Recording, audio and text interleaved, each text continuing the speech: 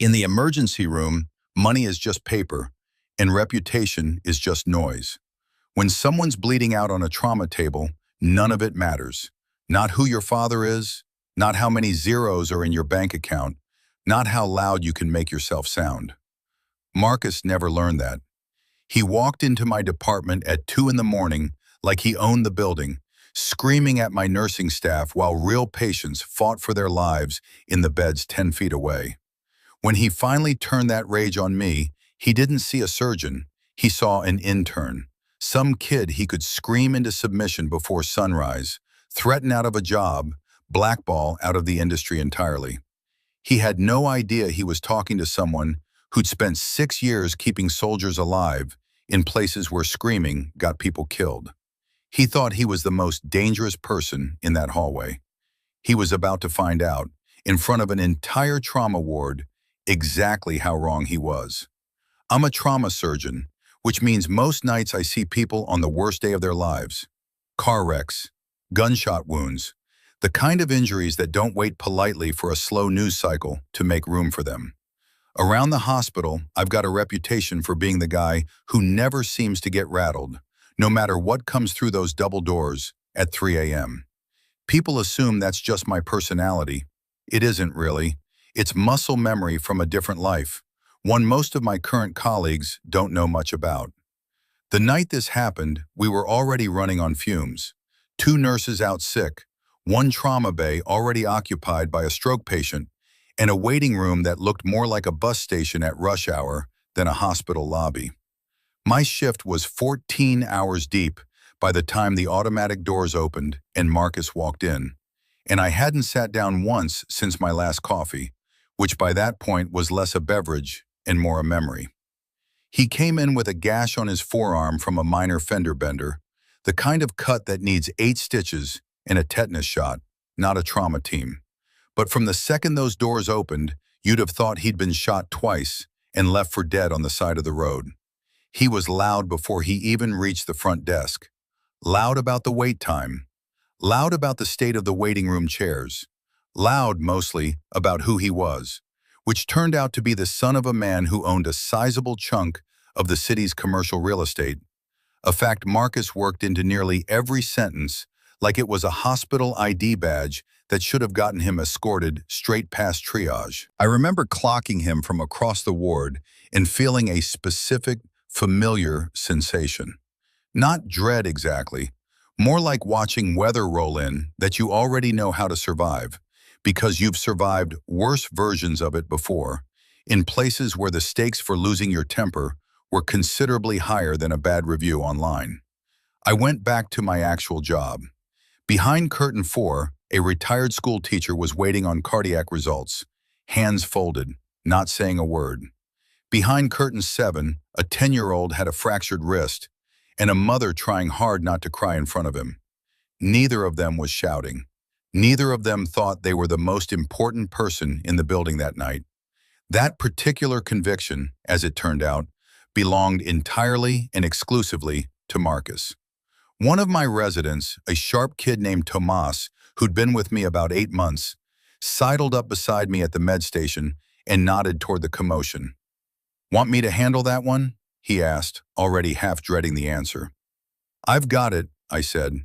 He gave me a look I'd seen from him before, the one that meant he'd learned, somewhere in those 8 months, that "I've got it" from me usually meant a situation was about to resolve itself faster and quieter than anyone watching would expect.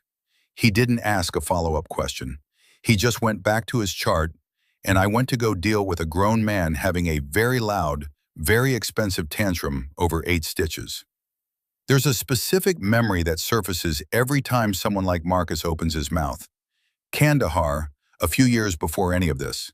A convoy hit, 2 soldiers down, one of them bleeding out through a wound I had maybe 90 seconds to control before it stopped mattering whether I controlled it at all.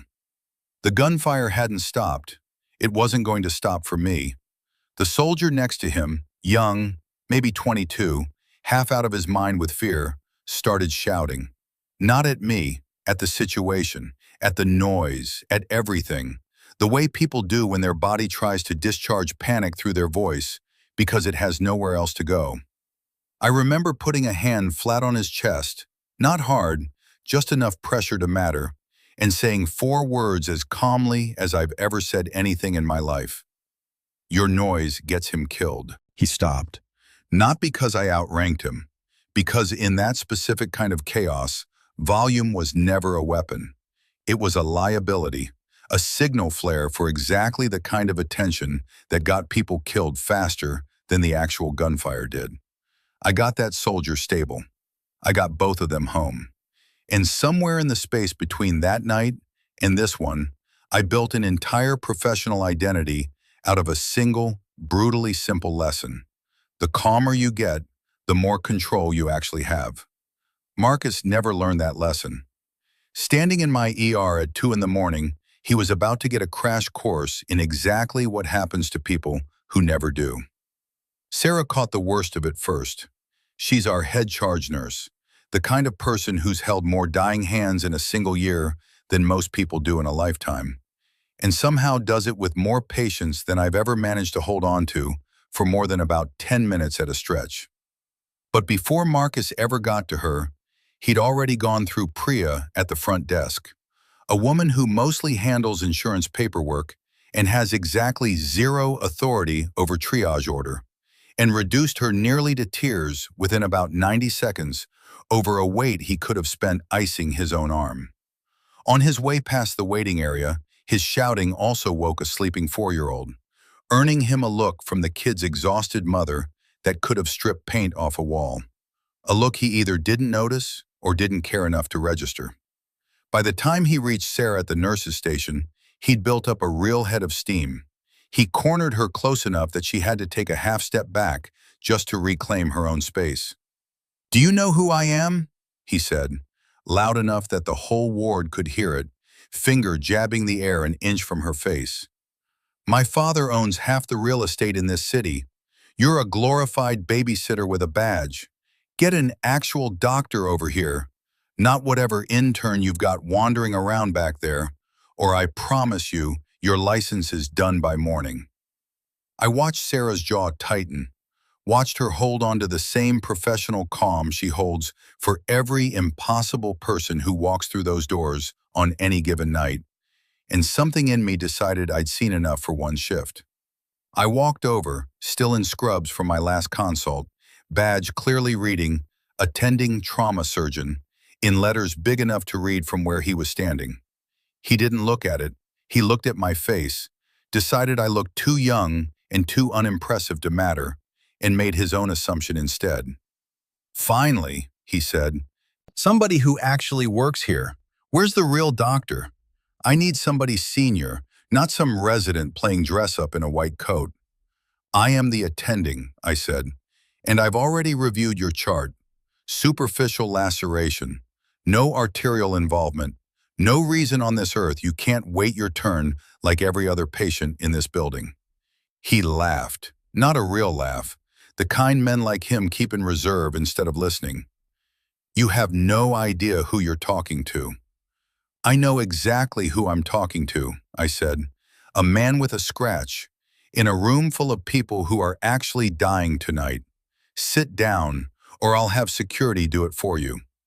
For half a second, something flickered behind his eyes. Not fear yet, just recalibration. Like he was updating a mental file that had never once, until that moment, included the words, "People don't talk to me like this." Then the smirk came back, wider than before, and he pulled his phone out of his pocket like it was a weapon he'd finally decided he was ready to use. 90 seconds later, the radio at the nurse's station cracked to life, and everything about that night changed completely. Multi-vehicle collision on Route 9, 4 minutes out, one critical, a college kid, maybe 20 years old, internal bleeding, blood pressure dropping fast enough that the paramedics were already calling ahead to reserve an OR before they'd finished loading her into the rig. That's the switch that flips in this job, every single time, without exception. 1 second you're dealing with a grown man complaining about a scratch he got backing out of a parking spot too fast. The next, you're sprinting toward the ambulance bay because somebody's daughter is running out of time to keep being alive. I told Sarah to prep Trauma Bay 2 and get anesthesia on standby, and I moved.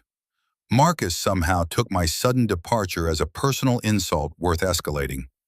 "Hey," he shouted after me, actually following a few steps down the hallway.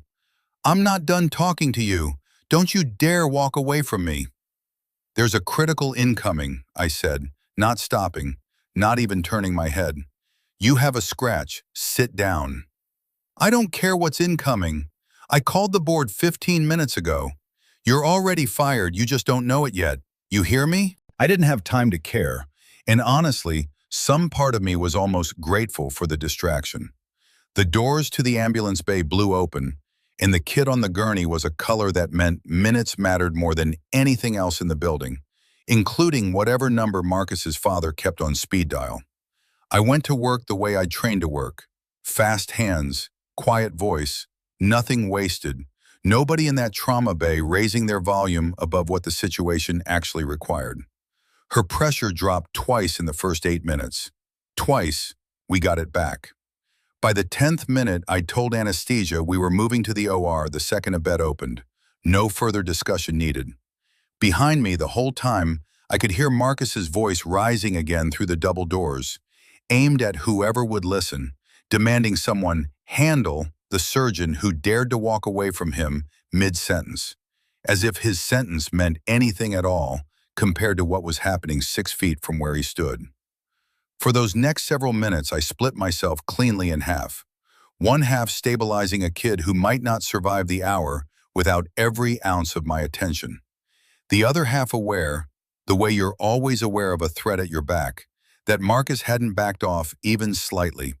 He was still out there, phone against his ear, voice climbing, standing exactly where he shouldn't have been standing, directly in the one hallway my team needed clear to move a crashing patient into surgery without losing 30 precious seconds navigating around a man in a golf polo. That's the part that still gets to me, thinking back on it months later. It was never really about him disrespecting me personally. I've been disrespected by better men than Marcus, in circumstances that mattered a lot more.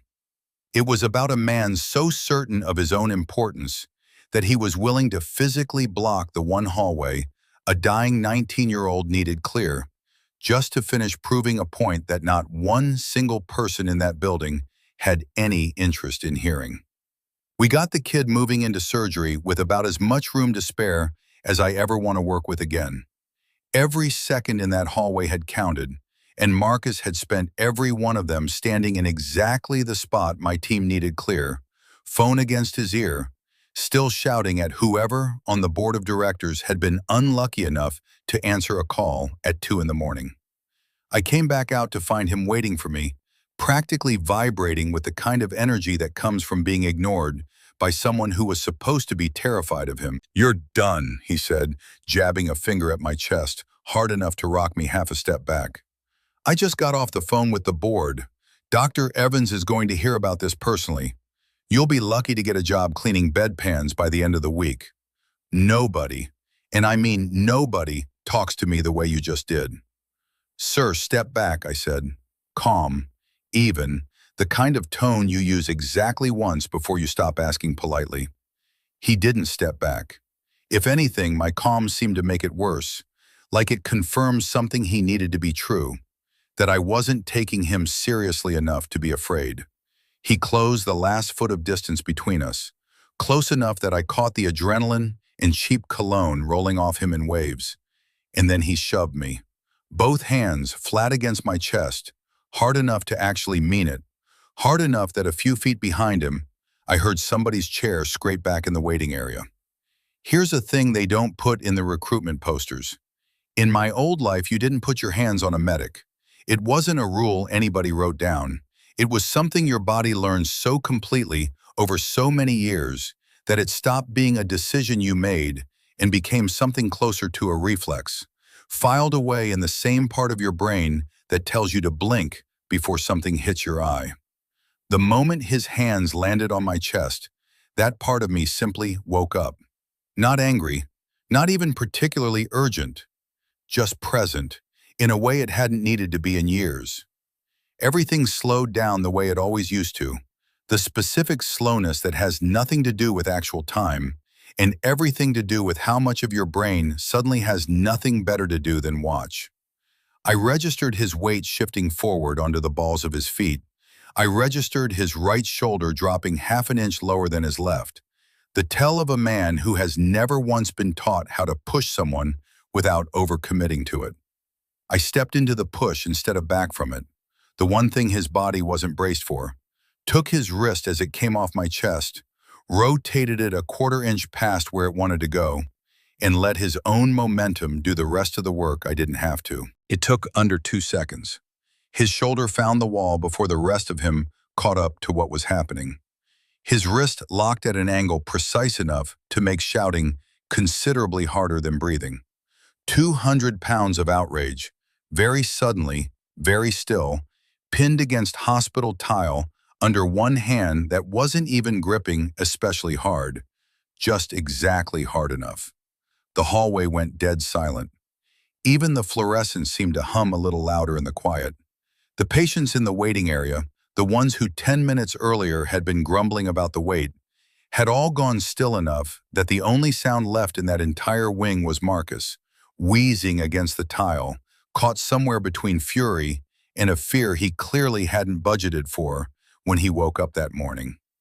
I held the position, steady, breathing exactly as even as I had been 90 seconds earlier when I was elbow deep in someone else's abdominal cavity. I want to be clear that I wasn't angry, because it would be a better story if I was. If this was rage finally boiling over after months of entitled patience and underfunded shifts. It wasn't. It was just muscle memory, doing exactly what it had been built to do, at exactly the volume the situation required, and not 1 decibel more. That's when Dr. Evans came around the corner at a dead sprint, white coat flapping behind him like a man who'd just been told a lawsuit was unfolding in real time in his own hallway. Which, to be fair, was not an unreasonable assumption given what he was running toward. Marcus saw him and found his voice again, wheezing it out sideways against the tile. "Evans, thank God. Fire him. Fire him right now. He attacked me. I want him arrested. I want—" Dr. Evans stopped dead, maybe 6 feet away, and took the scene in with the specific stillness of a man doing very fast math. Marcus, pinned and red-faced against the wall. My hand, steady, exerting exactly as much pressure as I wanted, and not a fraction more.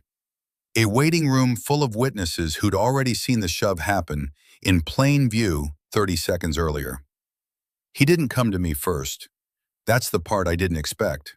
He walked straight past me to Marcus, close enough that his voice dropped low, the kind of low that should have kept it private, except that in a silent hallway, low doesn't mean quiet, it just means everyone leans in to hear it, which everyone did. "Marcus," he said, "you're an idiot." Marcus blinked like he'd been slapped harder than anything I'd done to him. "You called me 20 minutes ago demanding I fire my best trauma surgeon over a scratch," Evans went on. "And now I find you pinned to a wall for putting your hands on him. Do you have any idea who you just assaulted? He's some resident, some intern who thinks he is an attending trauma surgeon," Evans said, cutting him off flat, "who spent 6 years before this running combat medicine for a special operations task force. The kind of unit that doesn't hold press conferences, the kind that measures success in after-action reports nobody outside 3 government buildings will ever read.